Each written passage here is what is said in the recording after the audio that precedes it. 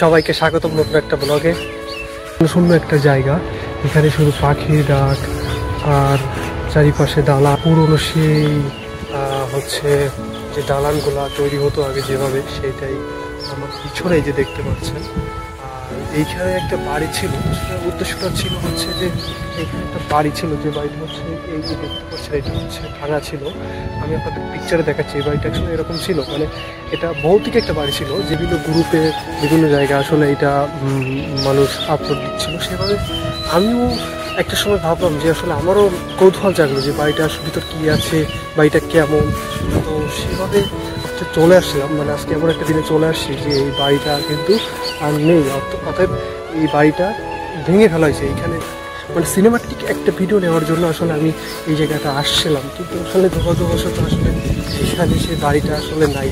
কিন্তু এইখানে যে জনমানবশূন্য যে একটা পরিবেশ, শুধু পাখির কিচির বিচির আপনারা শুনতে পাচ্ছেন হয়তো, আর চারিপাশে শুধু সেই পুরনো লাল লাল বিল্ডিং এবং উপরে টিনের যে ছাউনি, এটা হচ্ছে একটা জুট মিল।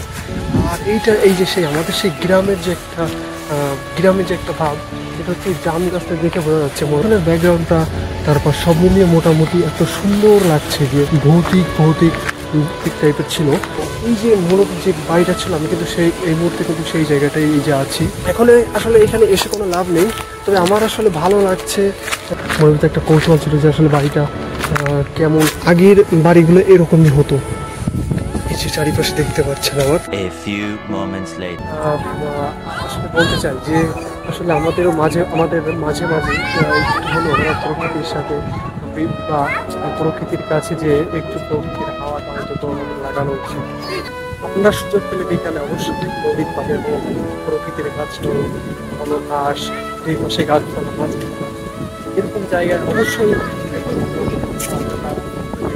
বিষয়, খুবই অনাকাঙ্ক্ষিত একটা বিষয় যে আমার ভয়েসগুলো আসলে ভালো আসে না।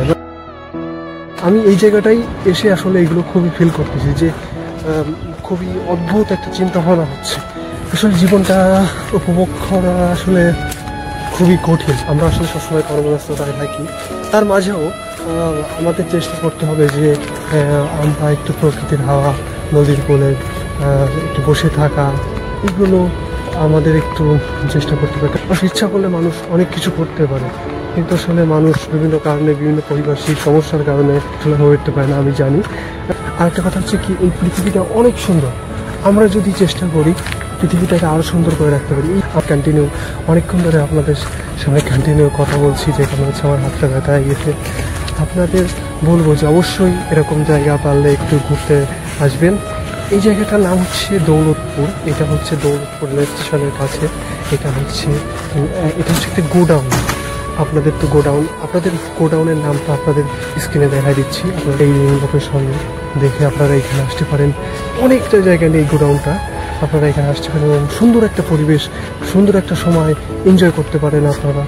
তো আপনারা ভিডিওটা ভালো লাগলে অবশ্যই আমার সাথে থাকবেন, একটু ফলো করবেন, আমি যেন নতুন করে আমি ভিডিও আপলোড করতে পারি। সবাইকে ধন্যবাদ, সবাই ভালো থাকবেন, সুস্থ থাকবেন, আর আমার জন্য দোয়া আশীর্বাদ করবেন। টাটা।